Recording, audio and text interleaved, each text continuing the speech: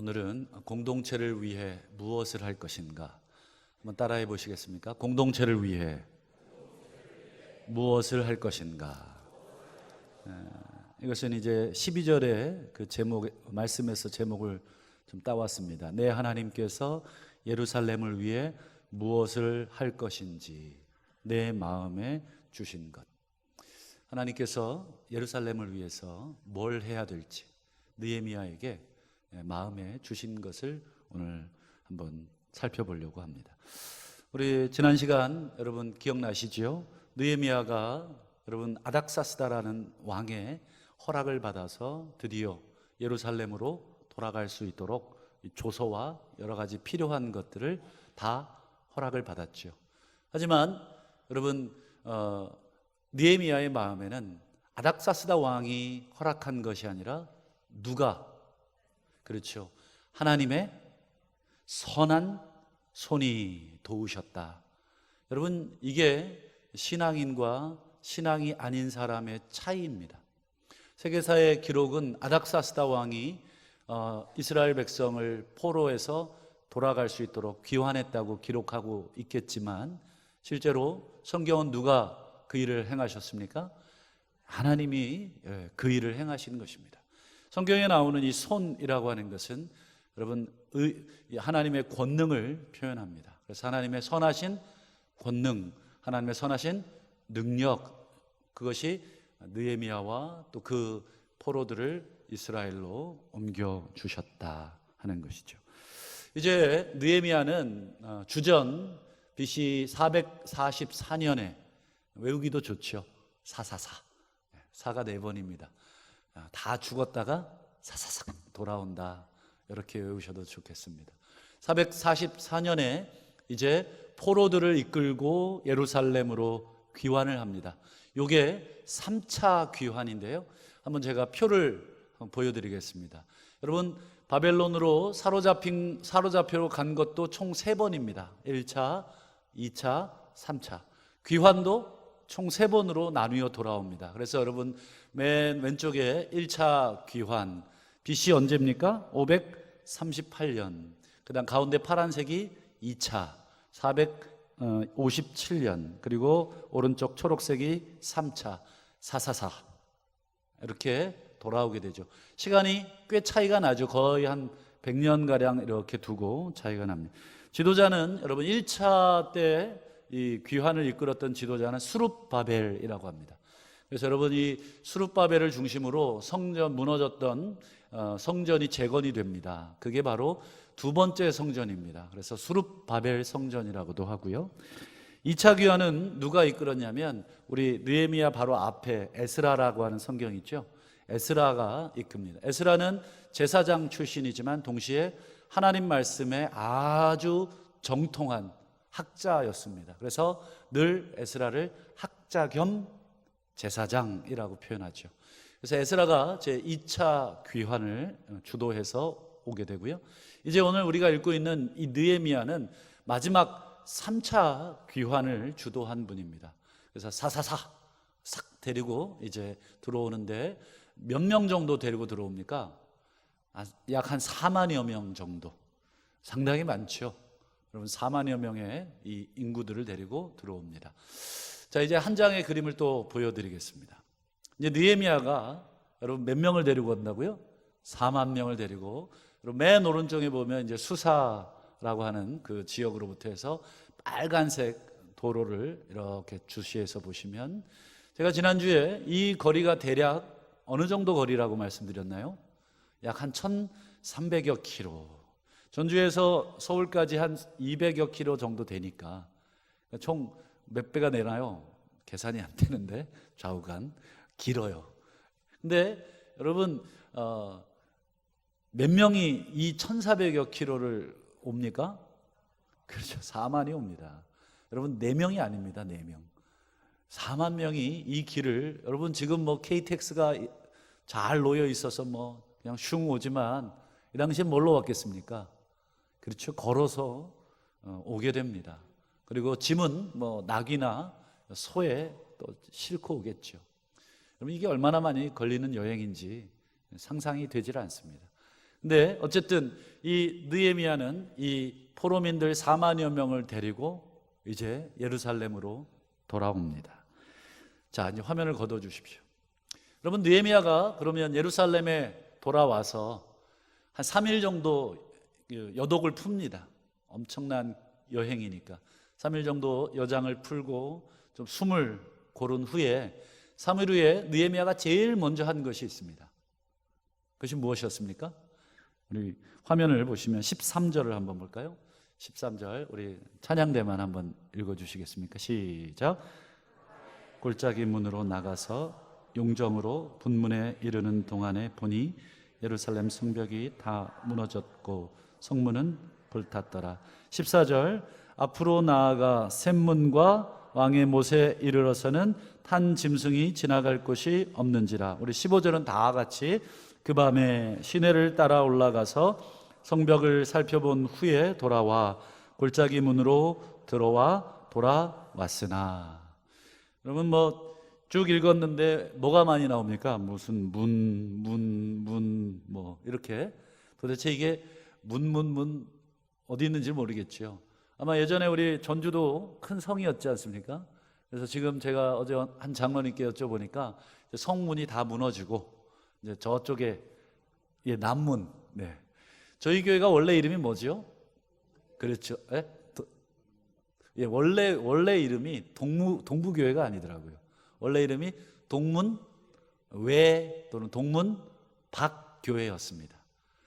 저도 역사책을 보고 알았습니다. 그러니까 이제 전주가 동서남북 문이 이렇게 4개가 있었는데 지금은 다 없어지고 남문만. 저도 이제 어디죠? 그 남부시장에 순댓국 하나 먹으러 갈 때 한번 봤습니다. 남문만 남아 있더라고요. 여러분, 저는 이 전주에 살지 않아서 문의 위치를 잘 모릅니다. 근데 아마 어르신들 중에는 기억하시는지 모르겠습니다만 어쨌든 여기도 문이 많이 나오는데 한번 화면을 지도를 한번 보여드리겠습니다. 이제 파란색 큰 테두리가 느헤미야 시절에 예루살렘 성이었습니다. 좀 삐뚤삐뚤하지요. 지금은 이제 약간 지금 현대 성은 좀 더 위쪽에 있고 좀 크고요. 그래서 조금씩 성이 크기가 좀 바뀌었는데 느헤미야 시절의 성인데 여러분 보실 때 가운데 왼쪽에 보면 무슨 골짜기 문이라고 보이시나요? 예, 오늘 거기가 바로 13절에 그 밤에 골짜기 문으로 나가서 할 때 그 문입니다. 쭉 아래로 내려오시면 무슨 문이 보이십니까? 분문이 보이시죠? 예, 분문. 이게 바로 용정으로 분문에 이르는 동안에 이렇게 쭉 이쪽 왼쪽을 살펴본 거죠. 그랬더니 그쪽 성벽이 어떻게 되어 있습니까? 다 무너져 있어요. 그렇죠? 문만 남고 아마 다 쓰러졌던 것 같습니다. 그리고 성문도 다 이미 불타 있어서 활짝 아마 열려 있었던 것 같습니다. 그리고 쭉 이제 여러분들 보시기에 오른쪽으로 쭉 올라가면 무슨 문이 나옵니까? 샘문. 여기가 14절에 나오는 그 샘문입니다. 샘문과 왕의 못에 이르러서는 얼마큼 길이 좁아지냐면 짐승이 지나갈 곳이 없을 만큼 길이 좁아졌거나 아니면 무너진 더미가 너무 많아서 아마 짐승이 들어가지 못했을 것으로 봅니다.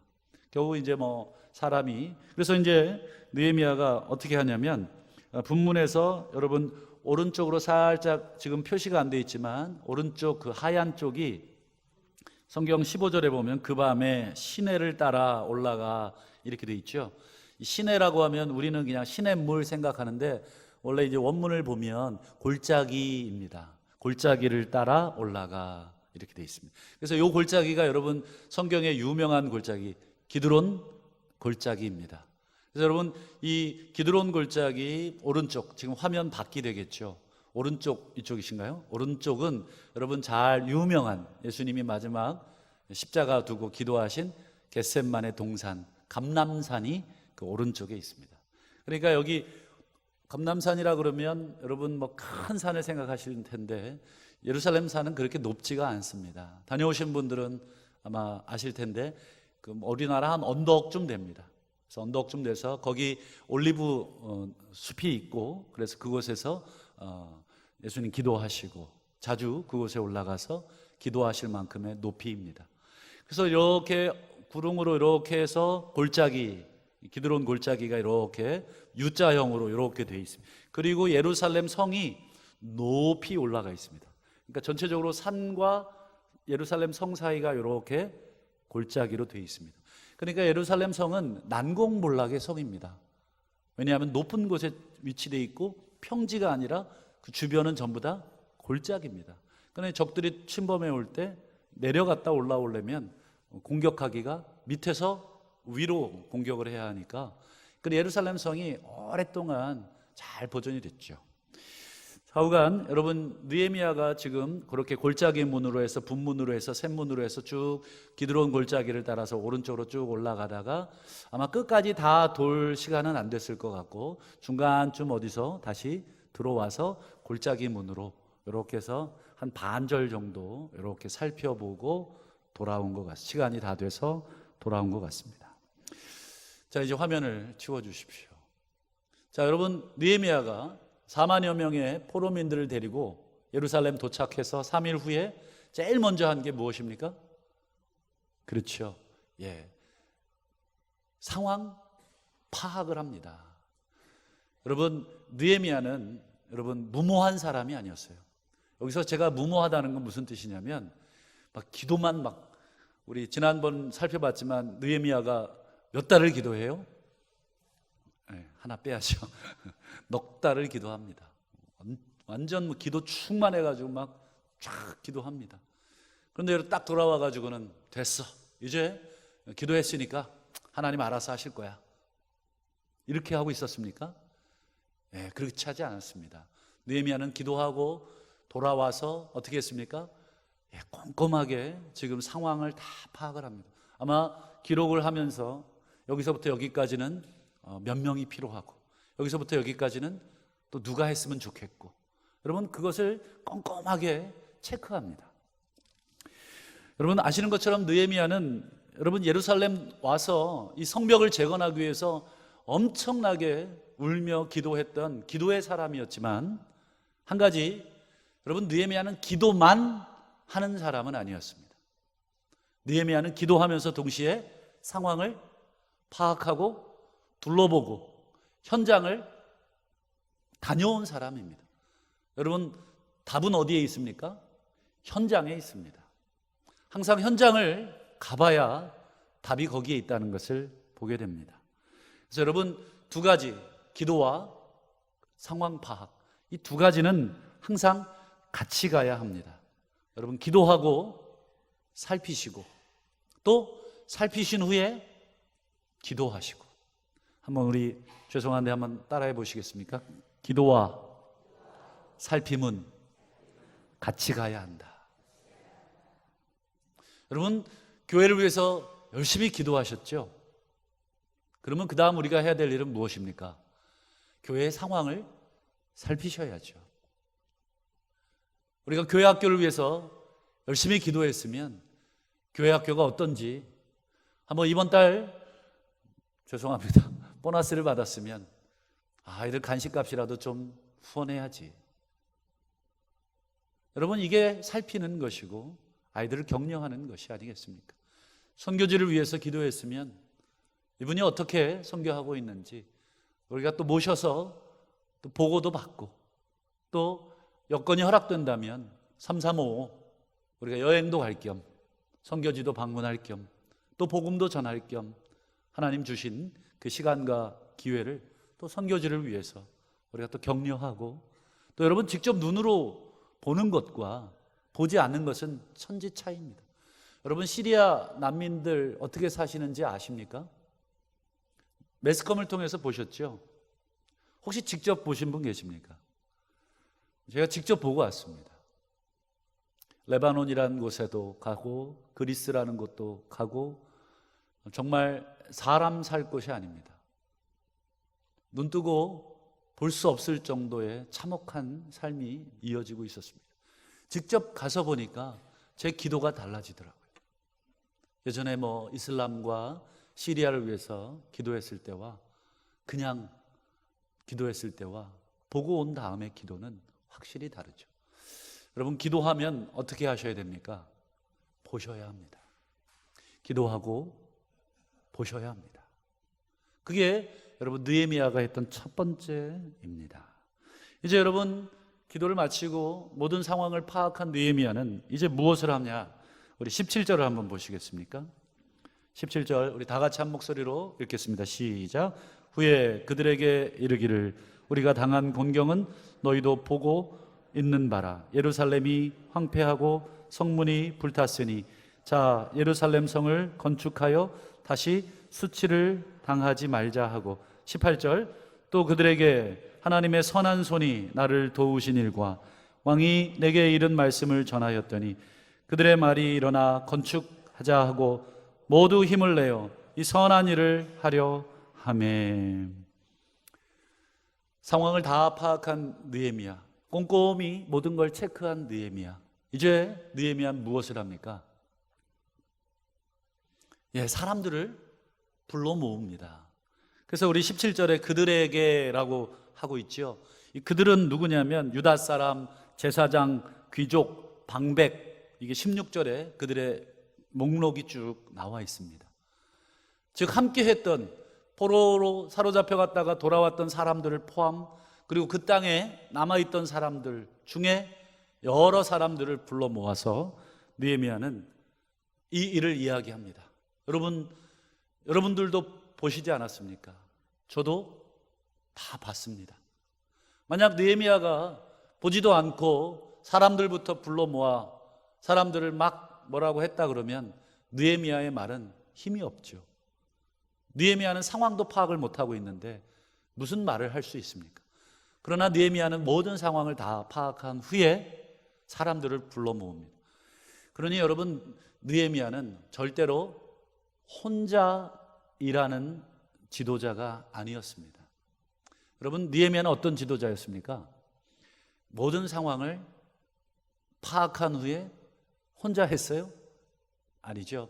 함께 이 일을 할 사람들을 초청한 것입니다.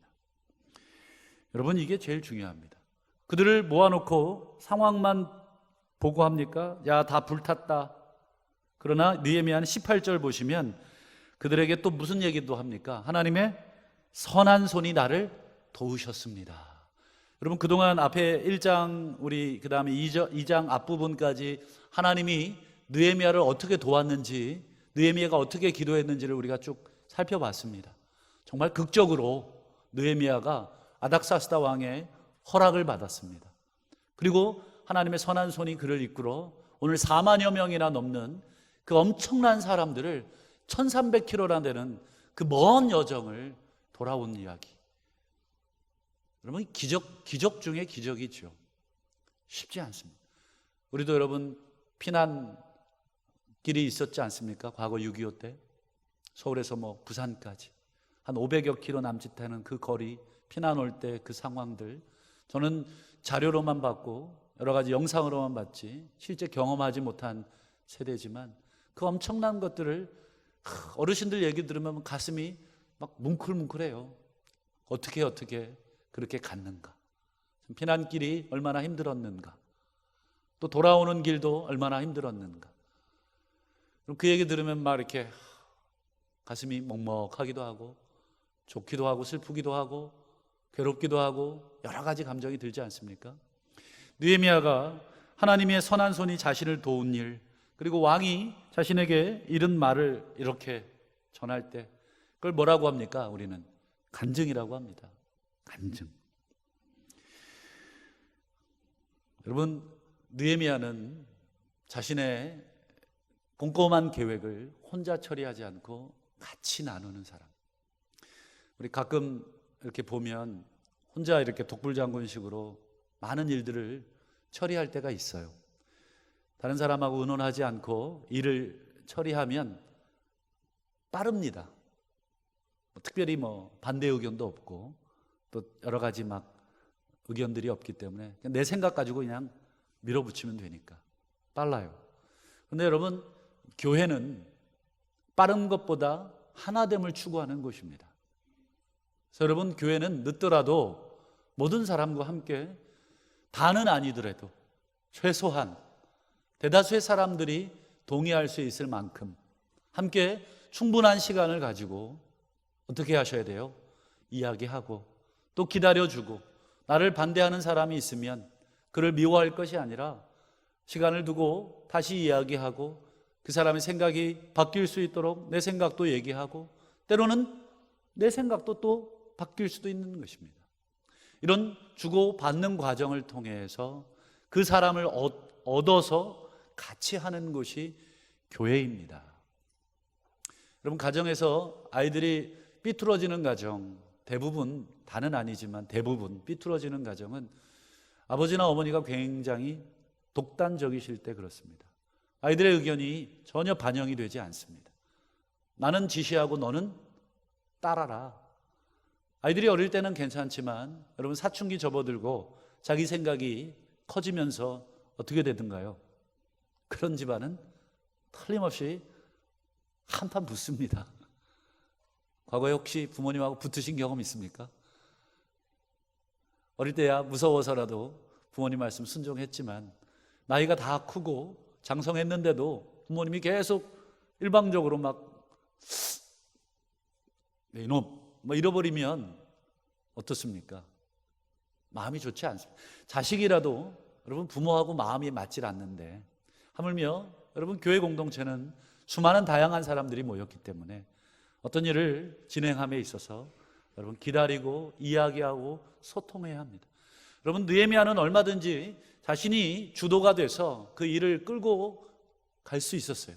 독단적으로 누구와 의논하지 않고 그냥 갈 수 있지만, 느헤미야는 오늘 본문을 보여준 것처럼 그들을 불러 모아서 상황을 다 설명하고 또 자신을 하나님이 어떻게 도왔는지를 간증합니다. 그랬을 때 여러분, 그들의 반응이 어떻게 됩니까? 18절 하반절에 보면 그들의 말이 일어나 건축하자 하고 모두 힘을 내요. 여러분, 이 힘이 드디어 나오는 겁니다. 여러분, 포로민들 여러분 얼마나 많이 좌절하고 패배의식에 쩔어 있겠습니까? 나라를 잃은 민족으로 그렇게 오랜 시간 떠돌아다니면 나도 모르게 패배감이 학습이 됩니다. 오랫동안 취업 준비를 실패한 청년들 보면 얼굴에 자신감이 사라졌어요. 막 졸업하고는 뭐든지 할 수 있을 것 같은 얼굴로 뭐 지원서를 내지만 한 번 떨어지고 두 번 떨어지고 10번, 20번 떨어지면 점점 어떻게 돼요? 자신감이 없어집니다. 그게 패배감이라는 거예요. 여러분, 포로민으로 살던 사람들, 여러분 과연 이걸 지을 수 있겠습니까? 절대로 못 짓습니다. 그러나 느헤미야의 이 말을 듣고 또 이 간증을 듣고 그들의 마음에 뭐가 생깁니까? 힘이 생깁니다. 여러분, 말에는 뭐가 있어요? 힘이 있습니다. 여러분, 우리가 교회 공동체로 이렇게 주일날 모이지 않습니까? 오늘 식사하시면서 다른 사람 뒷담화 하지 마시고, 아유, 김 권사 봤냐고, 저 이 권사 머리 봤냐고, 저 옷 봤냐고. 물론 우스갯소리로 하시겠지만 여러분, 그거 할 시간에 우리는 뭘 해야 됩니까? 예, 하나님이 한 주간 내게 주신 은혜가 뭐가 있는지 한번 생각하고 오셔야 합니다. 아, 주일날 내가 누구를 만나면 어떤 간증을 할까? 간증을 뭐 일부러 만들 수는 없지만 한 주간 여러분, 하나님이 내게 주신 은혜가 있지 않습니까? 기도하다가, 성경 보다가, 아니면 살아오다가 어려운 일이 있었는데 또 은혜로 아직도 어렵고, 그렇지만 내 마음에 낙심되지 않는다. 이것도 간증 아닙니까? 여러분, 그런 걸 어떤 걸 나눌지를 우리가 생각해서 오시고 만나는 이마다 정말 하나님이 함께 하시고 하나님이 나를 도우셨다는 얘기를 들려준다면 듣는 사람의 마음이 어떻게 되겠습니까? 힘을 얻습니다. 야, 나도 저 권사님처럼, 나도 저 장로님처럼, 나도 저 집사님처럼 저런 삶을 살고 싶다. 나도 저런 응답을 받고 싶다.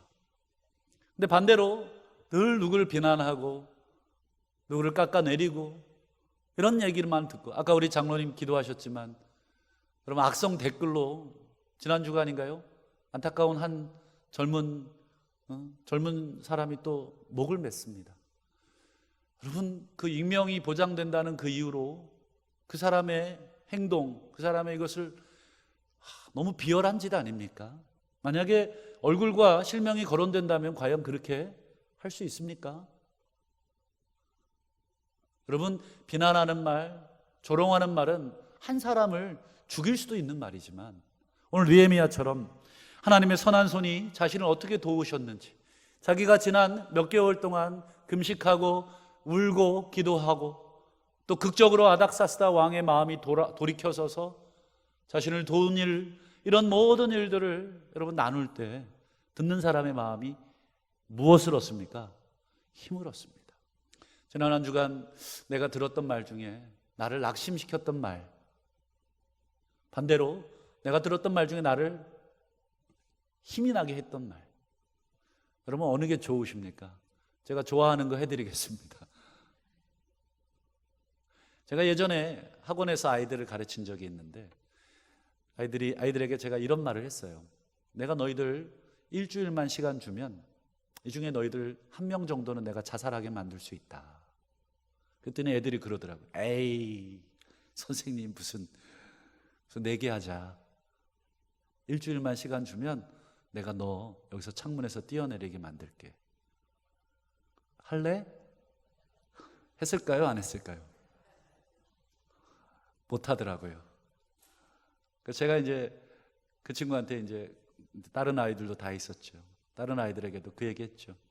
너희들 말이 얼마나 힘이 있는지, 여러분 말에 대한 그 부분을 아이들에게 제가 가르쳐 주고 싶어서 그랬어요. 왜냐하면 중학교, 고등학교 아이들 말이 얼마나 센가요? 욕으로 시작해서 욕으로 끝납니다. 시옷자로 시작해서 기역자로 끝나요. 욕이 들어가지 않고는 대화가 되지 않는 세대, 특별히 교회 다니는 친구들이 아니다 보니까 더 그게 심한, 아이들이 그 말에 한마디 한마디에 막 상처받고 막 이런 분위기. 제가 이제 그래서 아이들에게 제안을 한 거예요. 선생님한테 일주일만 시간 주면 너희들 다 죽게 만들 수 있어. 그래서 말의 위험성, 말의 힘을 제가 설명한 적이 있습니다. 여러분, 말은 힘이 있어요. 오늘 느헤미야가 하나님이 하신 일을 얘기했을 때 사람들의 마음에 뭐가 생깁니까? 힘이 생깁니다. 여러분, 누군가가 나를 공격하는 말을 주야로 묵상하지 마십시오. 우리가 주야로 묵상해야 될 것은 하나님의 말씀밖에 없습니다. 누군가가 나를 괴롭히는 말을, 그거를 분석하고 있고, 그거를 되짚고 있고, 그거를 암송하고 있고, 그것은 전혀 도움이 안 되고 심지어 내 영혼과 내 육신을 죽게 만드는 것입니다. 그냥 그런 말이 있으면 그냥 이쪽으로 듣고 이쪽으로 그냥 슝 빼십시오. 삼배바지에 방구 새듯이 슉 하고 지내보내십시오. 우리 하나님 말씀은 이쪽으로 들어오고 이쪽으로 내려가도록 잘 묵상하시고 기억하십시오. 여러분, 힘든 일이 있을 때마다 또 누군가가 나를 공격하는 말을 들을 때마다 저는 절대 그 사람의 말을 묵상하지 않습니다. 그럴 때일수록 찬양하고 그럴 때일수록 성경 읽습니다. 하나님의 뜻을 더 묵상합니다. 그럼 내 마음에 무엇이 차오릅니까? 그렇지, 힘이 차오릅니다. 하나님이 하신 일을 들으면, 하나님이 하신 일을 읽으면 우리 마음에 힘이 생깁니다. 이제 마지막으로 여러분, 느헤미야는 반대에 부딪힙니다. 우리 19절을 한번 보겠습니다. 19절 같이 한번 읽어볼까요? 시작.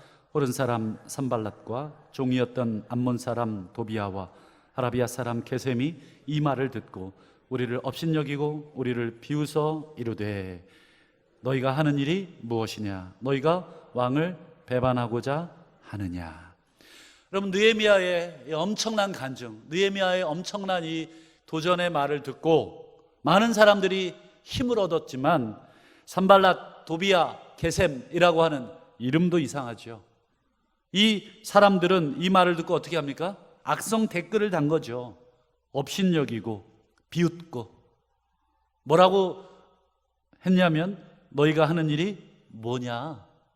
지금 니네 뭐 하는 짓이니? 뭐 애들 말로 뭐 더 심하게도 했겠죠. 그러면서 정치적인 힘까지 가미합니다. 너희가 왕을 배반하고자 하느냐? 지난주에 말씀드렸듯이 과거에 이 성이 중건되지 못하도록 페르시아 제국의 왕이 칙령을 내린 적이 있죠. 이 칙령을 어기려고 하느냐, 정치적으로 지금 그들을 또 공격을 합니다. 여러분, 이때 이런 말을 들으면 느헤미야가 낙심해야죠. 아까 말씀드린 것처럼 업신여기는 말, 비웃는 말을 들으면 일반적인 사람들은 낙심이 돼야 정상입니다. 아유, 맞아. 얘네들이 어떻게 나를 죽이면 어떡해? 뒤에 느헤미야서 보면 느헤미야를 암살하려는 시도도 나옵니다. 여러분, 누군가로부터 한번 그런 암살 시도 받아보시면 여러분 못 삽니다. 밤길 절대 못 다닙니다. 뒤를 계속 돌아보게 돼 있습니다. 여러분, 느헤미야는 이들의 비웃는 말, 이들의 업신여기는 말을 듣고 낙심해 있습니까? 한번 보시면 느헤미야는 20절을 한번 보십시오. 우리 너무 중요한 말인데, 내가 그들에게 대답하여 이르되, 시작, 하늘의 하나님이 우리를 형통하게 하시리니. 여기까지. 느헤미야는 이 말을 듣고 낙심하지 않고 뭐라고 대답합니까? 하늘의 하나님이 우리를 형통하게 하실 것이다. 하나님의 약속, 그것을 묵상한 것이고 그 묵상한 것을 대적자들에게 다시 선포하고 있는 것입니다. 여러분, 신앙의 힘으로 정말 우리를 비웃는 사람들을 여러분 이렇게 그들과 논쟁을 하시라는 게 아닙니다. 그들과 말싸움을 하라는 게 아닙니다. 느헤미야는 하나님을 먼저 이야기합니다. 하나님이 그렇게 하신다. 너희가 아무리 우리를 비웃어도, 너희가 아무리 우리를 조롱해도 이 일은 우리의 일이 아니고 하나님의 일이다. 그래서 하나님이 우리를 형통하게 하실 것이다. 정말 멋지지 않습니까? 여러분, 누군가가 여러분들을 막 못생겼다고 공격하시거든. 나는 하나님의 걸작이야. 거울을 보실 때마다 나는 왜 이렇게 생겼나, 성형외과 알아봐야지 하지 마시고, 나는 하나님이 만드신 걸작이야. 또 누군가가 나를 향해 공격한 말을 듣고는 낙심하지 마시고 하나님이 나를 사랑하셔. 여러분, 스스로에게 또 하나님이 여러분들에게 하신 이 성경의 말씀을 암송하면서 여러분 스스로에게 믿음의 고백들을 해주셔야 합니다. 여러분, 외부의 이런 적들, 여러분 하나님의 공동체를 위해서 우리가 수고하려고 할 때 여러분 우리를 비웃을 것이고 우리를 조롱할 것이지만 여러분 그럴 때마다 우리가 그래 맞아, 우리 주제에 무슨, 우리 꼬라지나 잘 살피지, 이제 막 포로에서 돌아온 주제에 입에 풀칠이나 잘 하지, 여러분 이런 말을 할 것이 아니라 정말 예루살렘 공동체를 위해서, 오늘 여기 느헤미야가 얘기했지만 하나님께서 예루살렘을 위해서 무엇을 할 것인가, 내게 주신 마음, 그것을 잃어버리지 않기 위해서 느헤미야는 기도했고, 느헤미야는 모든 무너진 것을 살폈고, 그런 다음 느헤미야는 함께 할 사람들을 초대해서 그들에게 하나님의 일을 간증했고, 그 간증을 들은 사람들의 마음에 힘이 나서 함께 무너진 것을 수축하자고 그들이 일어났습니다. 그리고 가장 강력한 반대, 자들이 우리를 조롱할 때 느헤미야는 변명하거나 그들과 말싸움하려고 하지 않고 하나님이 이 일을 하실 것이다, 하나님이 형통하게 하실 것이다, 이렇게 고백했던 믿음의 사람입니다. 우리 사랑하는 우리 동부교회 우리 성도 여러분, 하나님께서 우리를 위해, 공동체가 우리를 위해 뭘 해줄 거냐, 교회가 나를 위해 해준 게 뭐냐, 하나님이 나를 위해 해준 게 뭐냐, 이렇게 묻기 전에 나는 하나님을 위해 또 공동체를 위해 무엇을 할 것인가, 이 나이에 또는 이 상황에 내가 하긴 뭘 해 라고 하는 적들의 비웃음과 조롱에 여러분 속아 넘어가지 마시고 하나님이 우리를 위해서 하실 것이다. 하나님이 우리를 형통하게 하실 거다 하는 믿음의 고백이 우리 가운데 있어야 될 줄을 믿습니다. 느헤미야, 여러분 그 총독의 자리, 안락한 자리 다 버리고 1300여 킬로를 4만 명을 끌고 왔습니다. 여러분 오자마자 형통이 기다리지 않았습니다. 반대자의 조롱과 비웃음, 무너진 상황들, 어디 하나 좋은 것이 없습니다. 그렇지만 느헤미야는 무엇이 있습니까? 하나님이 계십니다. 하나님이 함께 하시고 하나님이 우리와 함께 하시고, 그것이 느헤미야가 가진 가장 강력한 무기였습니다. 오늘 사랑하는 우리 모든 성도님들, 우리 교회를 위해 기도하시고 나라와 민족을 위해 기도하시고 자녀들을 위해 기도하실 텐데, 우리가 기도하며 꼼꼼히 살피시기를 축복합니다. 꼼꼼히 살피신 후에 혼자 하지 마시고 함께 할 수 있는 사람과 여러분 연대하시고 그들을 초대하시고 하나님이 나에게 주신 비전을 나누시고, 그 비전이 어떠한 반대가 있든지 간에 주여 함께하여 주옵소서, 주여 형통하게 하여 주옵소서, 이렇게 믿고 기도하고 나아갈 때 정말 하나님께서 우리 공동체를, 우리 민족을 다시 살리실 줄을 믿습니다.